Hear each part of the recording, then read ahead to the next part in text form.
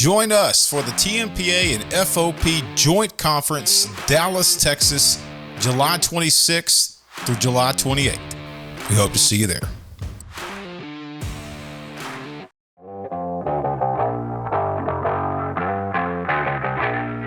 Things may be tough at times, and the road of success is always under construction, if you ask me.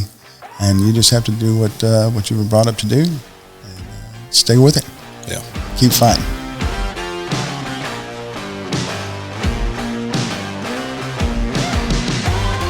Welcome back, Blue Grit watchers, listeners, voyeurs. I'm your host, Tyler Owen. And Clint McNear. What's going on? How are you? Good. So I got to say, you've been down here. I don't want to call you an Austinite, but you have been in Austin for a couple of days now. Have you established residency yet? No, I'm working on it. The DoubleTree has not evicted me just yet. I think you have to move over 28 days before you're homesteading. And you have not been a victim of a crime. No, I don't leave the hotel room, but it's been pretty safe for me so far within my hotel room. That's cool. That's cool. I feel safe in Austin all the time as long as I don't leave my hotel room. Well, it's not because of the lack of effort from Austin PD. It's just because of the lack of manpower. So well, we saw last night that what is it? They're 500. Yeah, 500 down, consolidating shifts. They're at a critical point, is what Michael Bullock said. Shout out to Michael Bullock, APA, and all the Austin going to affect the response to 911 calls. Yeah. So they got that to deal with, and then they got the illustrious leader of the district attorney that I know you are good friends with, so I don't want to insult him too much because I don't want to make you upset before this episode. So, Dear friends. Anyway. At some point, though, he won't be able to indict any more police officers because there won't be any police officers. Yeah, that's a great point. That's a great point. I never thought of that. That's a great work point. Somewhere else they will. Travis County. They will. There'll be no cops. We walk around security guards with no guns. That'd be a perfect world. So, intro our guest. Today we got on the president of Texas Municipal Police Association, Chris CeBallos, longtime Arlington PD, and current president El Jefe of Tmpa. Welcome aboard, sir. Thank you, sir. Thank you for having me. Welcome on. Thank you. By the way, I'm wearing Clint wore his last week on last week's episode. I'm wearing your our president loves us so much that he actually got these made from Relentless Defender, these sweatshirts. So thank you. The employees love them. The board loves them. You designed them, I heard, stenciled, everything. No, not quite. Out the colors, so not quite, but they are well deserved for all our employees. Yeah, absolutely. Appreciate it. Welcome to Blue Grit. Well, thank you, sir. How was Appreciate your it. drive down this morning? Good. It's a little foggy. If you hadn't been outside, I noticed that this morning. No, it was very foggy, especially up north. In fact, there was accident on 35 going northbound when I was here, like 4 in a row. Oh, wow. Yeah, one involving an 18-wheeler. And there's obviously an accident or something coming northbound, but I was able to circle around. Did you see any deer? I did not see any deer. They're rutting right now. I'll tell you that story after the show. All right. So for our listeners that not law enforcement related or may not be as ingrained to have the understanding, Tmpa kind of has two sides of the house. We have the staff side. Tyler and myself are staff. Most all the staff here are retired law enforcement or current law enforcement. That's the staff side. They're full-time employees.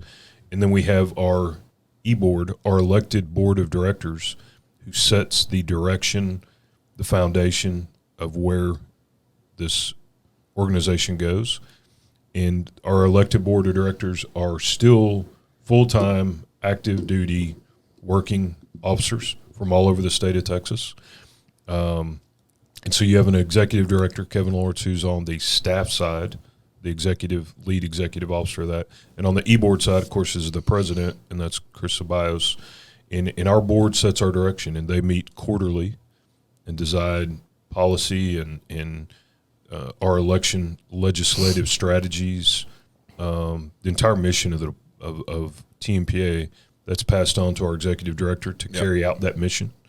But that's who sets the tone of that, and that's kind of the difference organizational structure of folks that may not be super familiar with it, or we have a lot of non-LE listeners, but so they understand the dynamics and the relationship of El Jefe being on. That's correct. And I started with the Tmpa, I guess, around 12 years ago.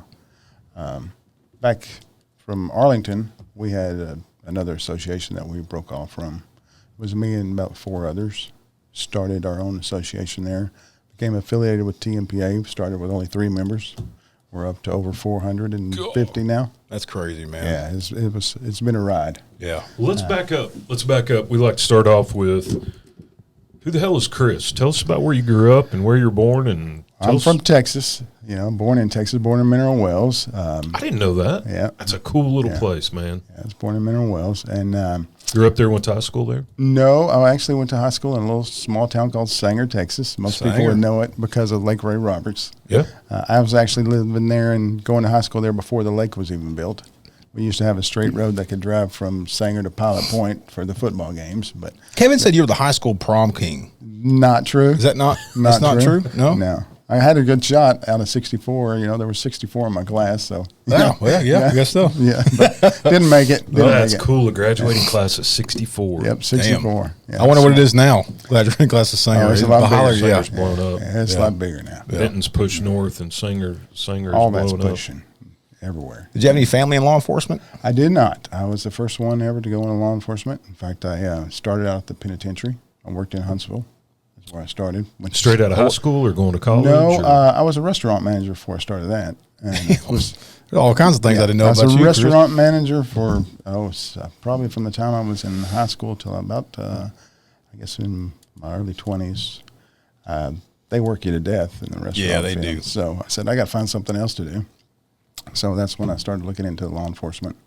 Went to Sam Houston and worked at the penitentiary where I promoted to sergeant before I left there. We have a bunch of Sam Houston folks come on that. Yeah. Your high school days, restaurant days, was LE ever in the back of your mind? Was it ever something? All the time. In fact, one of the restaurants I have worked at, I made it intentional because I was the manager. I was able to give the discount, so all law enforcement got to eat for free. That's cool. So, man, if I ever had an alarm at that restaurant, I had more cops show up than you can imagine. Was it like an interaction that you had as a kid or at the restaurant? It was mainly just growing up. I just, they weren't, I guess you could say, they were more out and about. You got to see them at football games, all that kind of stuff. So you got to talk to them. Some of them in the small town that I grew up, I knew. I went to high school with some of them. Well, it goes back to the point. Aaron Slater said this when he came on the podcast several episodes ago. If you think about it, police officers in any community, and every community is its own world. Arlington, you have your own world. Garland had its own world. I've got my own world down here now. If we get back to the basics and treat law enforcement like they're superheroes and like they're celebrities, that's the way it should be, because look at it sparked your interest as a kid, and look where you're at now. You know what I'm saying? Yep. So, I remember as a kid, I had all the cards. Do they still do that now, where they hand out the little baseball cards? I don't know, man. I had canine officers cards. I had your card one time. I had it framed at one time in Irving. But to get back to the anti-law enforcement rhetoric, if we treat our cops like they're celebrities, like as they should, it rises the awareness of law enforcement and sparks that interest. Definitely helps with the recruiting efforts. Yeah, absolutely. And we damn sure are in a recruiting crisis right now. We are. So left Sanger, went to Sam Houston. Yep. Going to college there. What kind of degree were you working on? I got my degree in criminal justice, my bachelor's. Working at TDC? Working at TDC. I started out at the East Ham unit, which is down in Lovelady, Texas. After that, I transferred to the Huntsville unit, or what everybody calls the Walls unit. Walls, no kidding. Yeah. How long were you at Walls unit? Oh, shoot. I was total with the prison about 55 months. I promoted to sergeant and helped open the one at Hutchin State Jail Facility down in Hutchin, Texas. Dude, the Walls unit is freaking cool. Is this creepy as they say it is? It is a little creepy in areas, because it was old back then, and it's even older now. However, we did. Well, you're just 32, so it's not going to work that long. Yeah, that's right. 29. Yeah, sorry, my bad. So, but yeah, I did have an interesting thing at the prison happen, and that is they filmed a movie, A Perfect World. Yes, which Clint Eastwood. Kevin Costner. And Kevin Costner, and we got to meet Clint while he was there because he was the director. That's cool. So that was really pretty cool to be able to, get to meet him. Yeah. And a lot of people, if they watch that movie, every inmate you see in that movie was a paid correctional officer. Oh, really? They were extras. They paid them, I think, $50 a day. It wasn't much, but they paid them to be in the movie. Side jobs. Yeah. Was Clint cool? Yeah, he was really nice. We got to meet him and escort him around and that kind of stuff. When Not because of his name, just Clint, because it's Clint Eastwood. Because it's Clint Eastwood. Well, I grew up watching all the spaghetti westerns, so Right. I was like in awe. For our listeners, if you ever passing through Huntsville and you have a moment, TDC has a museum there. Go drive by the Walls unit first and look at the old clock tower and the history. When I was a kid, we grew up going to the prison rodeos, and the arena is fallen in, but it's still back there on like the southeast corner. I thought they demolished it. But Is it? I was thinking some of the walls. It may be gone by now, but I grew up going to the prison rodeos there. But there's so much history there. There's been a couple of escape attempts and shootouts, and man, it's so cool. If I'm not mistaken, I think Bonnie and Clyde was on the East Ham unit at one time, or Clyde was actually. Yeah. Wow. And then I think they did a shootout trying to get somebody out of Walls. They were showing There was a bullet hostage. holes. There was a hostage situation there at the Walls unit many years back that some inmates had taken some people hostage. And for people that don't realize, the Walls unit's where the executions take place. That's correct. Yeah, Yeah. It that used to way- be. I'm assuming it's still there. Yeah. Yeah, I'm not sure about that. And I also read where the prison rodeo might be coming back.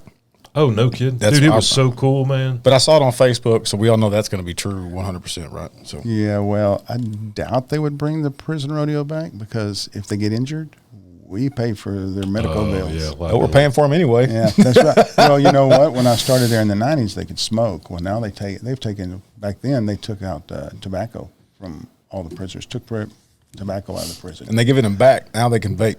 You know Can that? they? No. Yeah, they can vape now in the prison system and have iPads. Oh, wow. One of the things we talk about a lot on here, in fact, the last couple of episodes, we've Yeah. had people that worked in the jail. Looking back now as a tenured person in law enforcement, was there some value working in the prison on how to communicate and de-escalate and become a little street smart on the cons and the lies and body language? Was there values, or Absolutely, because a lot of the people in the penitentiary, a lot of the inmates are on psych medicines, have psych issues that you have to learn how to talk to them and deal with them. So yes, it was valuable in learning how to talk to people that have the mental issues that we see out on the street. and probably TDC even more than a county jail, because if they're in there for 40 years, they have nothing but time on their hands to figure out a con to run on a guard or a scam or how to lie or manipulate. Probably even more so, I guess, at TDC than a county jail, that you guys are having to deal with. All right, what's the con they're running on me here, or the scam, or Yep, you have to be careful. Basically, you keep them at arm's distance and basically do your job. Don't get involved with them personally. Don't tell them personal information. You even have to watch your conversations while you're in there, because they, like you said, they have nothing to do but live vicariously through you and what you're talking about. So you got to be careful what you say in there as well. So 55 months at TDC, Yes, and graduated Sam Houston. I did. What was the next step after that? I got hired on with Arlington. Went through their 6 months academy, and I think back then the field training was 14 weeks. Anything drew you to Arlington, or just I grew up in North Texas, so I always Wanna gone to get back? Six Flags, Right. and I just knew Arlington. I was looking at Arlington and Plano at the same time. Yeah. But I just ended up going to Arlington. What year was that? 95. Okay. Arlington was hopping back then? Yeah. Yeah. Well, it still is, I guess. Yeah, I mean, Went through the academy, field training. Where'd you roll to after that? I went to, we had a shift back then called Fourth Watch, which worked at 7 p.m. to 3 a.m. I was on that for about 3 years. After that, I went into midnight shift, where I stayed there for almost, 18, 20 years. Oh, wow. Midnights. And then the wife said, okay, that's enough. You need to start sleeping at night at home with me. I said, all right. So I went to day shift back in 2018, I think it was. How many years total at Arlington? 28. No kid. Yep. 28, all 28 on patrol. I've never left. The streets is what I love. that's cool. Yep. It says a lot. Yep. How many more are you going to do? Probably 2. I'm looking at January 2026. That'll give me 30. By that time, I'll be 61. I think it's time to go. Because the older you get, that uniform gets to weigh in on you a little more each year. Yeah. Pretty Dude, tough. 28 years in patrol. Yes. That is freaking cool, man. Yeah. Yeah. I've always been in a patrol car. And that Never- town has changed so much since you started. Yes. Blown up. Talk about that if you want to. Yeah, it's of course we had the Rangers, But we didn't have, the Cowboys. We didn't have Texas Live or all that stuff we're getting Right. now. We're not. Now we're fixing to get the Medal of Honor Museum. They're working on that construction. A new hotel opens up this year, which is another Lowe's hotel by Texas Live. That's 880 rooms. God. And they've got hotels just popping up everywhere. 28 years ago, what was total sworn at Arlington, roughly? I want to say it was around 400, maybe 450, something like that. And we're up to 709, I think, or 715 Wow. now. That's pretty big. Yeah, we still need more. Yeah. We still need more. I don't doubt that. Because I can tell you this much: in 2008, we had 246 officers bid patrol. Well, starting the 8th of January this year, 2024, we'll have 241. Yeah. Good Lord. Yeah. And we've built, of course, AT&T. We've built Globe Life Field. We have Globe Life Park. We have Texas Live. We have these new hotels open up, and we haven't increased the number of officers on patrol in, 16 years? God, that's insane. Well, we're going to segue into something I think later on that I think that's a great way to kick that thing off. You mentioned a while ago, many years ago, you alone started your association. You and a couple other guys started your own local association that was affiliated with Tmpa. Talk about that and talk about the difficulties you kind of faced. I'm sure there were some you got chastised for it, and it was an uphill battle. What year did you start dabbling in police association business? 2003, I think, is when we started our local. That's when we started our local. We had to get ours started. It's Arlington Municipal Patrolmen's Association. We had to get that started first. And then once we did that, we got with TMPA and said, hey, we need legal service. Was there an event that took place that kind of kicked it off, or did you just saw something better? We just had the current association at that time wasn't helping officers during disciplinary processes. Okay. Plus, we had a city attorney that was actually a cleat attorney that was actually a former city attorney.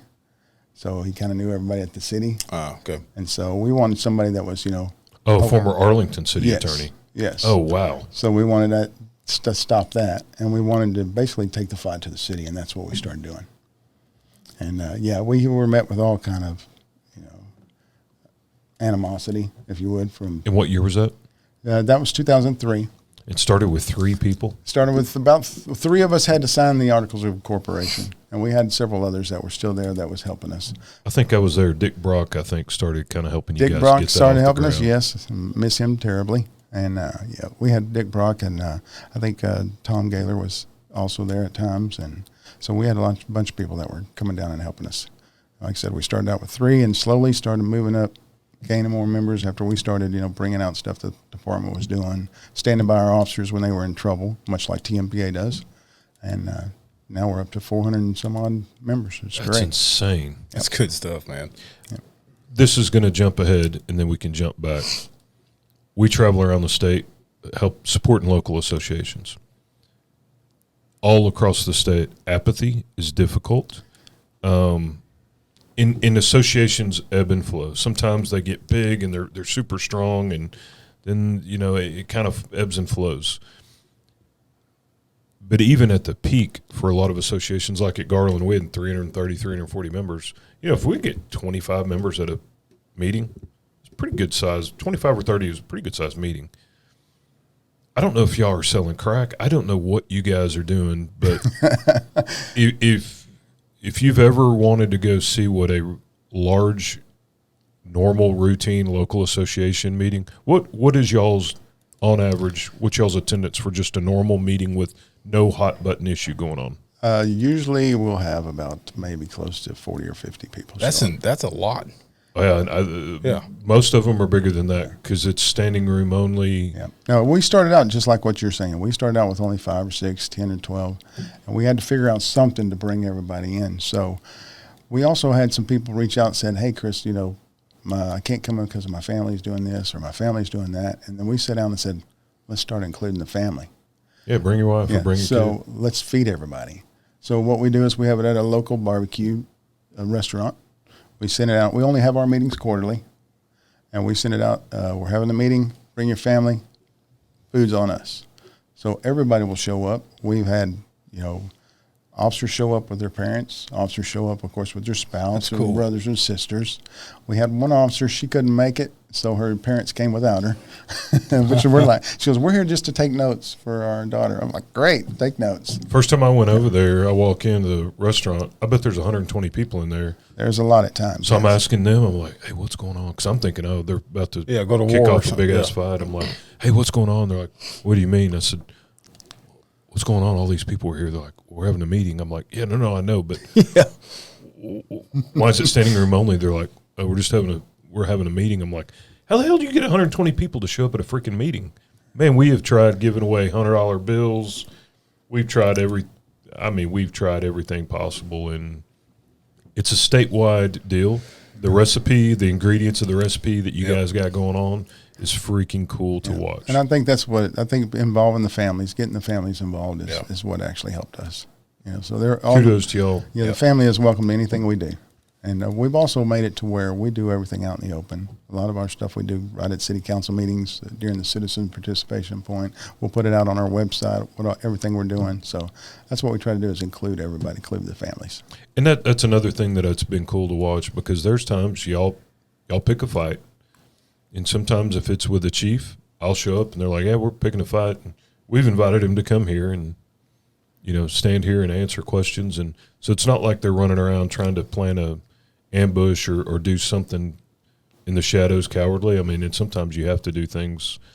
You have to be secure in your communications, but oftentimes they're like, oh yeah, we invited them to show up here and answer for why they did this or account for what's going on. And we have a whole lot better relationship right now with our new chief as opposed to the ones we had previously.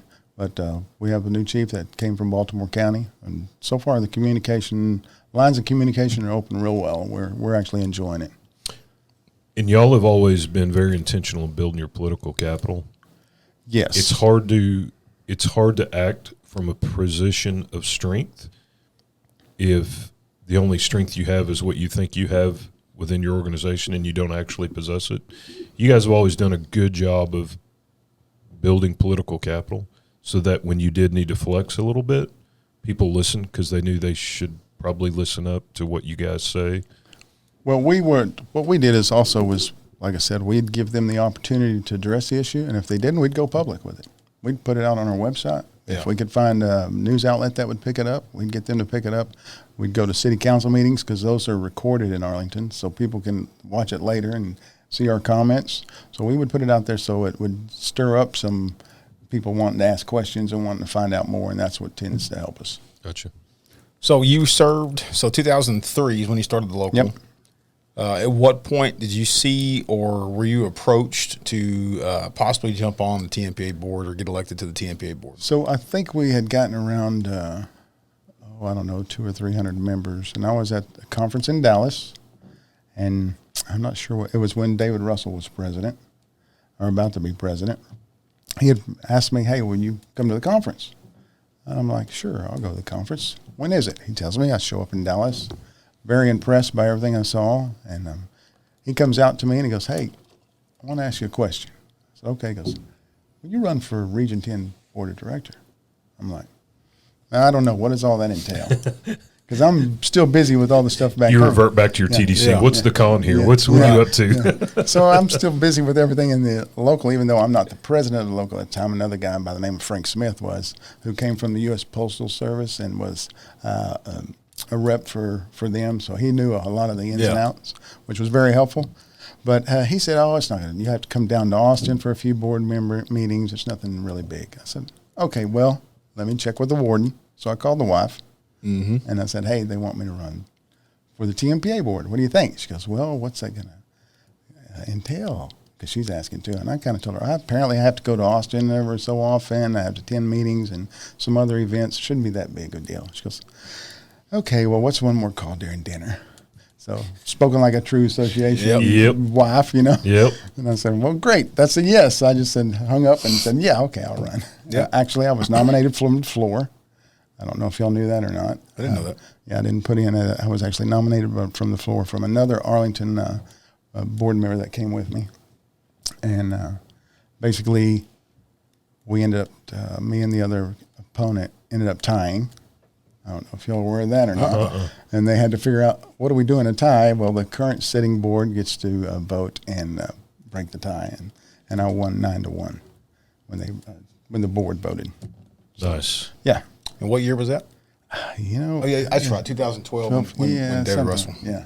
So you were the Region 10 director for many years, and then at what point did you, because at Tmpa typically you're the director, and then you kind of move up and transition into 4th VP, 3rd VP. Traditionally, it's kind of how it works. Yeah. When did that, what year did that happen? I don't remember what year it was, but we were all, there were 7 of us that came on the board the year that I came on. Oh, wow. Yeah, there were 7 of us. There were 7 new guys on the board. So we were all kind of working together to learn what needed to be done and getting all the logo down that was being said in the board. I mean, hey, what's this mean? Hey, what does that mean? Okay, so we were all working together. But I can't remember exactly what year it was I decided to run for 4th. You served as a director for a while. Oh, yeah, I was a director for many years. I've been on the board, like I said, 12, 13 years? And I was probably a board of director for at least 5 or 6, where, I've seen them change the directions, the director, the maps several times. Yeah. So. Yeah. But, yeah, and I ran for vice president, which once I got up there and started learning even more stuff and getting the training that they provide and being able to network, that's the main thing about this organization is it's just a huge network that you have to reach out and talk to people. Hey, this is going on in our department. What's going on in your department? How do y'all handle this in your department? And, you can send out one email and you'll get 18 responses, which is just amazing. Yeah, it's great. Because you get all this information within just seconds, pretty much.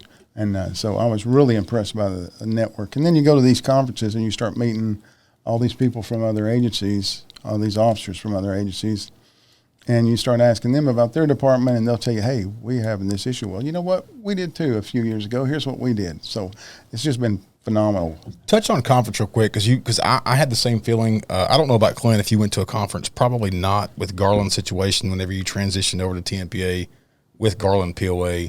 But I didn't attend the conference with TMPA until I was an employee.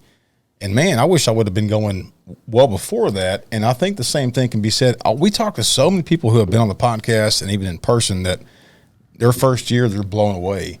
Talk about your experience your first time without being elected. I mean, but talk about your first conference and how that looked. Yeah, the first conference, I was pretty much blown away. It was, it was packed. There's a lot of people there. And they're from agencies all throughout the state of Texas, which were fantastic. I got to meet a bunch of people I probably would have never met. And it's just amazing how well they put it on. They had guest speakers and training, all this stuff that is just like, you're just like, wow. Yeah. Wow. And then, of course, there's time afterwards for everybody to meet and greet and hang out and get to know one another. And, just this past year when we had our most recent board meeting, we found out that 95% of people that go to our conference return. So that ought to say something. Yeah, that is. And Mitch Landry was able to give us those numbers. And so, these people that go to the conference and they have a great time, they learn a lot, they get to meet people, and they always come back. We do put on our training is great for our conference. The after hours events are great, but the one feeling that I get, even as an employee, but just as a cop, our conference almost feels like and y'all can correct me if y'all don't feel the same way, but it almost feels like a family reunion. Yeah. Yes. That's exactly how. And me and Clint talked about this the other day. This is an association, but is it? It almost feels like just a big ass family. We're a 33,000 member family, and going to that conference, it's like a huge family without the potluck and Miss Martha's apple pie. But that's what it feels like when I go to the conference. Yep, and like I said, because everybody returns, you see those people at least once a year. Yeah. And you get to know some of their kids, you get to know their spouse, you get to know all this kind of stuff. That's it's fantastic. Yeah. The other thing I'm super proud of about our conference, about our organization, 1,000-person agency is important to us. Dallas County, we have probably 800 or 900 members there. They're super important to us. DPS, we have probably 1,100 members there. They're super important to us. But rural East Texas and West Texas, we may have a one-person constable's office or a 4-man police department. They're as equally as freaking important to us and welcome at our conference. And we'll go fight for them just like we'll go fight for any other agency. Yeah. And you can come to conference and talk to the president of Houston Police Officers Association, who has 3,000 or 4,000. You can come talk to the president of Dallas, who has 3,000 or 4,000, or you can come talk to a sheriff that may have 7 employees in rural West Texas and find out how they do things. I mean, there's anything that you would want to find out about law enforcement, networking, no matter the size of the department. Yeah. They're all represented there, and they're all equally important. And one thing I learned at the conference that I know, I think it was the first or second, probably the second one, it was I was complaining about how Arlington's pay wasn't up to snuff. And Dick Brock overheard me and said, Chris, I can do a pay study for you. I said, what? He goes, yeah, we do pay studies all the time. I was like, yeah, let's do one. So he did a pay study. Then I found out that we do the management studies and all this other stuff that Tmpa does for our members and for their local associations. It's just phenomenal what you get to learn while you're there. And just if you're having a problem, you need to come to the conference because somebody there is probably facing that same problem in their organization, and they can probably give you some pointers on how to handle it. Yep. Well, speaking of networking and speaking of learning of other situations, there was a situation down in New Braunfels. Oh, you said it right. You like that? That's 2 days in a row. You like that? And Atascosa. Wow. All right. So they had a situation a couple of months ago where they tried to pass some legislation locally. Talk about what some situations are going on in Arlington with the crime control district and what that means. Yeah, what we did is we actually approached our city council just back in December 5th. I attended the meeting. I gave them a copy of Local Government Code 336, which governs the Crime Control Prevention District. Yep. And what people need to understand about that, it's not a tax increase, but it's merely for Arlington, it would be merely a reallocation of our current sales tax. So kind of an earmark. Yeah, kind of an earmark that goes to police for training and equipment. We are in desperate need of this Crime Control Prevention District for the revenue to provide us with our trainings and with all the equipment we need for all the venues we have there in Arlington. As a 28-year veteran, I can tell you that I have yet to participate in a joint training exercise with police, fire, and EMS for a mass casualty event at any of our venues. God bless America. AT&T, the Globe Life Field, Six Flags, the water Hurricane parks. Harm, none of them. We have not trained together. We have no foundation. If something was to happen tomorrow, we're going in there blind. And it's going to be absolutely chaos. And AT&T holds 100,000 people. Yes. And even though, you might think evacuating AT&T is pretty simple, it probably would be. But what do you do with those 85,000 or 100,000 people once you get them out on the street? Wow. And then they're starting to get in their cars. How are we going to we should be setting up places for a triage for the sick and injured. We should be having an alternate traffic route to where we can get emergency vehicles in and out of that area to transport these people. We need to be having a foundation, and we don't even have a foundation. And that's just one example. That's just one example. And the Crime Control Prevention District can provide that revenue so that we can start that training. With the amount of revenue, with the entertainment districts that you guys have, and the sports agencies, with all of the facilities you guys have, I should be flush with cash and over-prepared because I know the World Cup is going to be coming soon. There's a lot of massive venues that come there that... Well, we were really lucky on the Rangers parade. MLB requires that you have the parade within 48 hours. Well, we didn't have the staff for that. We managed. We had they estimated about 750,000 people in Arlington. And we just lucked out that we did have one shooting. Luckily, the guy shot up in the air and not into the crowd. I think that's what they said he happened. We had guys climbing up light poles. They had Ranger flags on some of the light poles. They were still in those Ranger flags. Standing on squad cars? Standing on quads, police cars, yes. I mean, we could not, and that whole area, that whole entertainment district, if officers needed help, we'd have to go in on foot because the traffic was just terrible. So, yeah, we lucked out on the parade. Y'all should be flush with cash with the amount of money that comes into that community and the preparedness that people should demand and expect Yes. when they come there. And that's why we started those talks. They have until February 16th to put it on the ballot. And the reason why we're trying to get the city to put it on the ballot is if the city does it, they can put it on the ballot right away. If we have to do a referendum, then it's a 2-vote process where you first have to create the commission, Crime Control Prevention District Commission, that oversees the money. And then that commission will then put together how much tax should be given where how it should be spent and all that stuff. Okay. And they have to send that proposal to the city council, then it has to approve it, and then that has to be voted on too by the voters. What was the city's response whenever you handed them? Well, I'm speaking Documentation. to them during the what's called the citizens participation, so Right. they cannot respond back to me. Okay. But after that meeting, I did get a call from a couple of city council members that were very interested in it. Okay. Wanted to learn more about it. Said they okay. were going to start asking questions, and that's why I do that. I do that in front of the city council so I can spark them to start asking questions Exactly. about this. That's why I gave them a copy of the local government code so they can read it for themselves and then start asking questions. So, and I did talk to one of our city managers, and of course, anytime you talk to them, the first thing they want to point out is that, well, our tax rate is at max. We don't have any taxes left. Well, that's true. But we also know they give a 1/4% to the street maintenance fund, and we want them to split that 1/4 cent. 1/8 for the streets, 8 for PD. Because if we had 8% or 1/8 of a cent of sales tax coming to the police department, how much we would have made on that parade? How much would we make on any given, cowboy game or ranger game?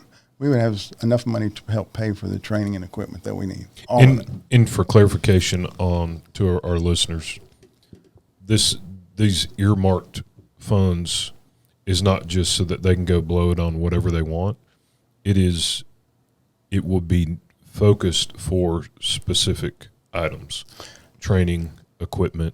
There's specific items. It's not just a windfall purse that that you can just go blow it on. I think they can't even use it for pay, can they? They can use it for overtime, I think. It's mainly for training and equipment. You can have the voters include some for new hires for new officers. However, there is a commission that sets up that oversees that money to make sure it is spent the way the code allows it. It's designed, Yes. yeah. But just to clarify for non-listening folks or folks that may not understand, it's a little bit more in depth than we've explained. We've kind of surface given an explanation, but it's not just this giant windfall chunk that cops suddenly just have more money than they can spend and go buy stupid stuff or do stupid things with it. Yeah. It's a targeted effort to improve the community's safety and protection, like we've described. Yes, and it pays for police cars, uniforms, anything and everything we need. So it would save the city a lot of money. Cool. Yeah, Or I'd be at least- very interested. to see At what least it is. free up some money in the general fund so that, if we're not having to pay our training budget with, the general fund, Yeah. we're paying it with this tax. Well, that frees up that money in the general fund. Yeah. They can use for other things, hopefully to hire more officers. Yeah. Well, we're going to try to get it passed. Yep, we're working on it. And like I said, I'm going next week to the city council meeting again to speak to them and see what happens. If any citizens out there want to get involved, they can reach out to me or they can Tmpa. find us. Yeah. They can find us on the website. Nice. Well, you got anything else, big dog? What have we not hit on, El Presidente? Well, I do want to point out that as president here, I've been pretty busy. I got to attend the clay shoot, which was a very good success. Yeah. I enjoyed that. I hope people will come out next year for that. That's a fun time for everybody. Yep. Yeah. I got to go to the Peace Officers Angels Foundation, where I got to accept an award for Tmpa as a loyalty member. That organization basically helps families of fallen officers. Yeah. Great organization. And I wanted to give a shout out to Irving POA. They donated $10,000 to the Big chunk of change. Friends of the Texas Peace Officer Memorial, Yep. and I was able to go and accept that check on behalf of that group. So Yep. shout out to them. Yep. And you're going to be the Texas Peace Officer Memorial is going to be late April. Yes. And historically, the sitting president of Tmpa always speaks at that event. So we're kind of getting geared up for that. It's just here in a couple of weeks. Do you have your cardigan picked out for that event yet? You know what? It's in April. I'm hoping I don't need one. You might. You never know, though. I have a fan It's blowing. Texas. I want your hair to be blowing in the wind. I like the one you got on. Yeah, this is the actual official TMPA cardigan. The Relentless Defender, maybe. I like that. Past President Tovar, was able to finagle. For those that don't know our listeners, as long as I've known him, Chris always shows up with some type of sweater. They don't really ever get flamboyant or crazy. They're always just generally a dark color or just kind of just a sweater. And so it became kind of a joke several years back. And so this past year, past President Joe Tovar presented this president with a actual official TMPA sweater, and the entire board got one as well. It was pretty funny at the dinner. Yeah, it was at the conference, so I had it all planned out. I was going from vice president number 1 to be president. I told my wife I'm taking my cardigan with me, and I had a cardigan that she made me. It's black and it's got the thin blue line going around me. Oh yeah, that's cool. So I was going to put that on once I got pinned as president. I was going to put that on at the conference. Well, after I get sworn in, after he does all the pin exchange and everything, and we go down to get sworn in, he looks at me and says, "Hey, take off your jacket." I said, "What?" He said, "Take off your jacket." And he takes off his jacket. All the board members take off their jacket, and they're all wearing this cardigan. I'm like, holy moly, they just stole my thunder. Yeah. Every one of them. And they gave me this and put it on me. And I'll never forget it. Joe says, "Man, I was sweating to death under this thing. I couldn't wait to get this other thing off me." That's awesome. Tovar and his shenanigans. But I will tell you this. When I started wearing them, boy, I caught a lot of grief from everybody. "Hey, Grandpa. Hey, Mr. Rogers." All that. There's some Mr. Roger pictures of me out there, if you don't know. And some of them were put up on the bulletin board at the conference. But I tell you what, since they've gotten these, I've seen a lot more of these at the board meetings when we're sitting in the board meetings. A lot of people, a lot of board awesome. members are wearing them. They do get cold. They The board meetings do get cold. And that's because we're a bunch of old guys. I haven't seen Brett wear his, though. Brett Warman. Oh, Brett will never wear. If he wears one, he'll have shorts on. Fishing shirt in the car. Yeah, that's right. Yeah, That's right. He'll have shorts on with it. Well, man, me and Clint were just talking about this the other day, and not saying that the other past presidents have been challenging to work with or hard to work for, but man, you've been an absolute dream to work with. You've always had a good head on your shoulders, easy to work with, and I just want to commend you for that from the employee side. So thank you so much. I really appreciate it. Thank you very much. But I think, you know what, I think we have just such good employees that it makes it easy. Yeah. Our staff is phenomenal. I'd put them up against any other organization. Yep. Our staff can run circles around anybody. Yep. And they're all dedicated. They all love what they do.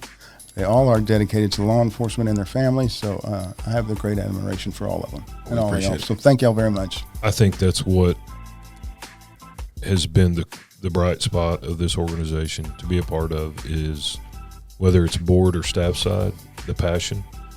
I would not want to stand in front of this organization and pick a fight, because there are so many passionate people from across all kinds of law enforcement experience, board side or staff side. You can't. I challenge anybody to match the amount of passion this organization has. I don't think you'll find anybody. I don't think you'll find anybody. Yep. After 12 years on the board, I can tell you, if this organization wasn't doing what it's doing, and if we didn't have the staff, that it wouldn't be the same. And I don't think you'd have people like myself, Joe Tovar, or some of the others that have sat on this board for many years and, gave their time, energy, and effort. But we all believe in this organization. We all support it 100%, and we're all thankful that it's here. Yep. That's awesome. We typically end each episode with 3 rapid-fire questions. You ready? Hang on. I'm going to go first. Okay. Mine. All right. What has been your very best day, and what's been your very worst day? Very best was probably when I was elected president. I'm very proud and honored to be able to do this for law enforcement and for the organization. And I think one of the worst days was the loss of Dick Robb. Yeah, that was a tough day. That was a weird. tough day. That whole day was weird, hard. Yeah. What would you're 42 years old? What would 42-year-old Chris tell 17-year-old Chris? Ooh, that's a tough one.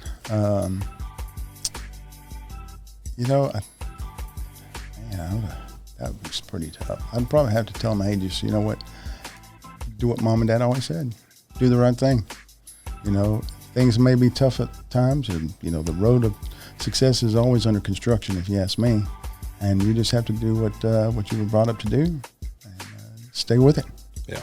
Keep fighting. Dude, I like that. The road to success is always under construction. Damn, that's a good one. I freaking like that, man. So, I like that. All right. Well, hit it. Rapid fire. Rapid fire. Favorite cop car? Favorite line from a cop movie or cop movie? And favorite drink of choice? Favorite cop car for me would have to be the Caprice Classic. Oh my God! My man. Thank y'all for tuning in. We can end on a high note. Yes, we can end on the Chevy Caprice. Yeah. Oh, Now wait a second. I want to know what yours. If Oh, I'm a Crown Vic guy. you're a Crown 100. Vic guy? Yeah. Ford fix or repair daily. Oh yeah. Okay. Yeah. And what was the second? A favorite cop movie or line from a cop movie? Oh, favorite cop movie. Well, I don't know that I have a favorite cop movie, but There's so many. Their favorite series was, of course, Hill Street Blues. That's a good one. And the best line ever was, "Y'all be careful out there." Yep. Yep. That's just, that always just stuck with me. Yep. Even especially when you're a new officer and you go into that briefing room for the first time and you sit down there and you see all these cops in there and you're just, now they don't get to watch Hill Street Blues unless they watch reruns, but I remembered Hill Street Blues the minute I sat down in that chair. Yep. It's pretty cool. You're like, I finally made it in the game. Yep. I'm finally here. Yep. Yep. Yep. Favorite drink of choice? Oh, of course, bourbon. Blanton's, Eagle Rare, any of those good ones. There you go. Yeah. Neat or on a rock? On the rocks. On a rock. I like it. That's Clint's. That's Clint's favorite too. I think. Yep. Bourbon on a rock. Yep. I like it. You got anything else? Nope. I cannot thank you enough for coming down. Well, I appreciate the invite. Yeah. The leadership, the friendship has been invaluable and sincerely appreciated.